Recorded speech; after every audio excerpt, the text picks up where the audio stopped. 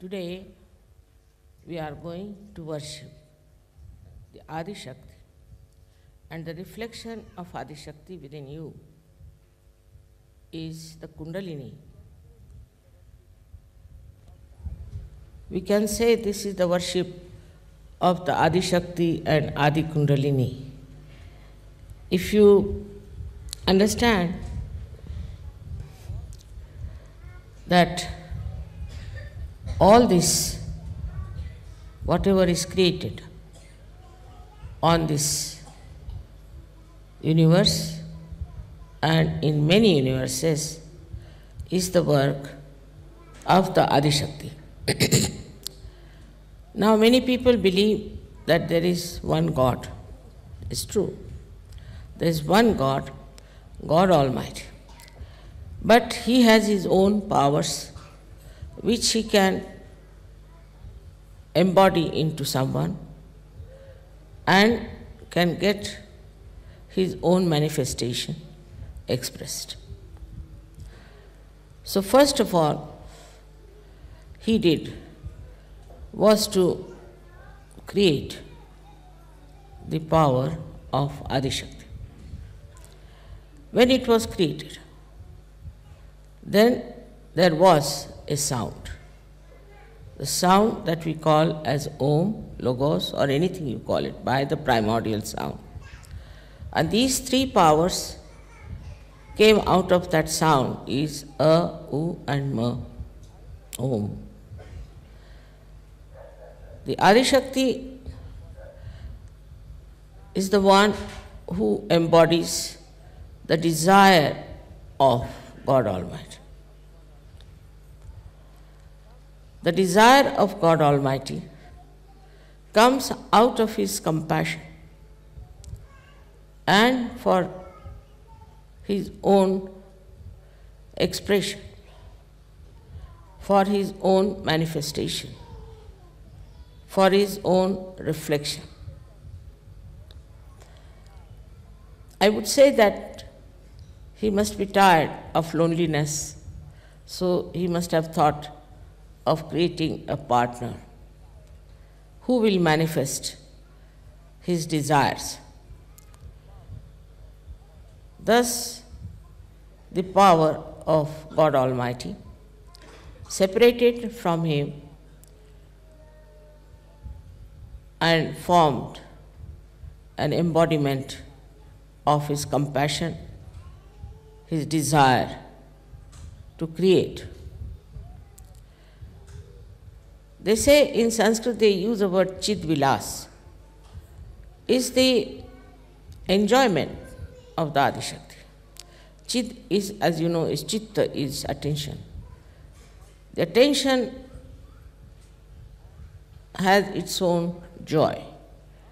And to manifest that joy of her attention, she created all the universes. She created this Mother Earth. She created all this nature. She created all the animals.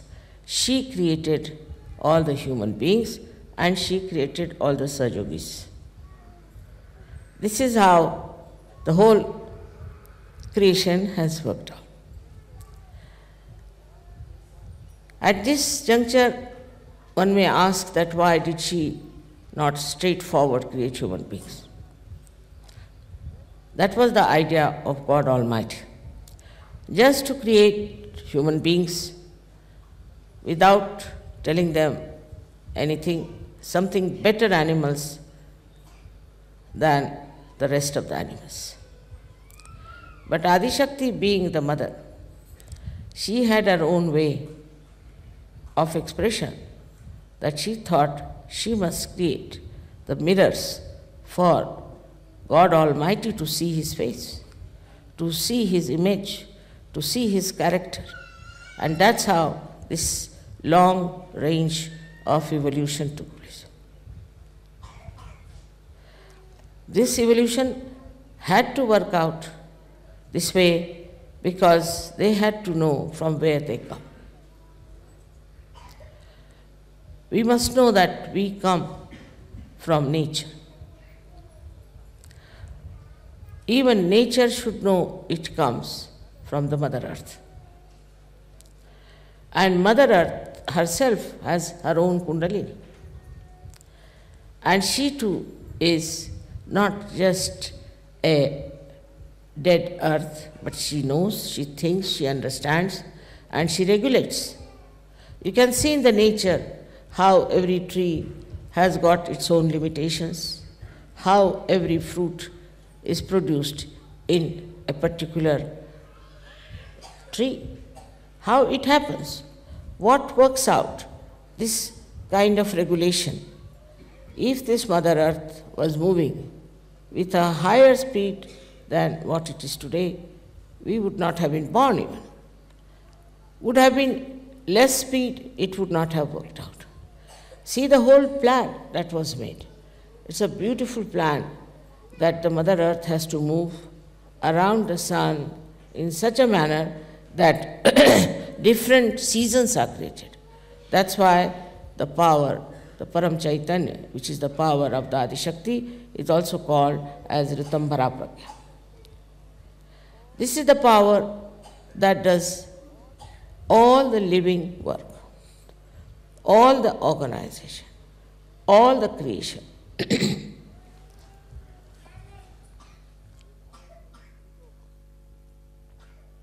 In our human ego, we start thinking that we do something. We can create. We cannot. We cannot even create a dust of particle, leave alone anything else.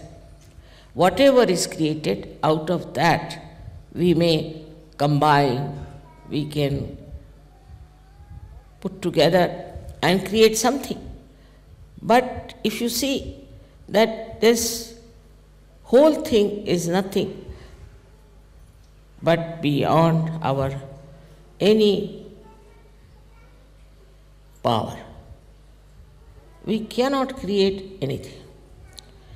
But what do we create is our myths, I should say. For example, something is made of gold. Still it is gold. Now, something is made of wood, whatever it is made, is wood. The principle is the same into everything. So, whatever may be your birth, whatever may be the country you are born, whatever may be your culture, you are human beings. Basically, you all are the same.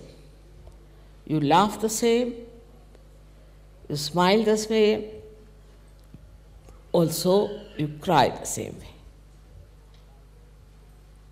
I haven't seen anybody crying with his hands, tears falling out of his fingers, do they? And that is how one has to realize that we are all bound by some common principle of life. And the common principle of life that is bound us by the Adi Shakti is that we all have Kundalini within us. All the human beings have Kundalini within us. It is not in the animals also, but it's not so developed. It's not yet what we call is full form of Kundalini that can be awakened. But in the human form only, it has evolved as a connection, as the one that is the divine force within us, which is the reflection of the Adi Kundalini, which is so easily awakened in this Kali Yuga. This is the common principle we all have. So we have to respect all the people, all the human beings, whatever nation they come from, whatever country they belong, whatever color they have, because they all have their Kundalini. Then there are people, as you people are, who are awakened people, who are enlightened people, who have got your realization. So, when you understand that this is the enjoyment of the attention of the Adima, of the primordial mother, it's just the play and the enjoyment, then when you have achieved your full growth in spirituality, what should happen to you? What should we feel? How do we then exist? This is the question many a times you have asked. Now, when you ask questions itself, it shows that you are not there. Because once you are there, you don't ask questions. Secondly, what happens to you is that you become just the existence. Just the existence. And that existence that you become, then you start reflecting the character of divinity. This divine character is expressed not only nowadays, also much before. In every religion, we have had people who had this divine character very well developed.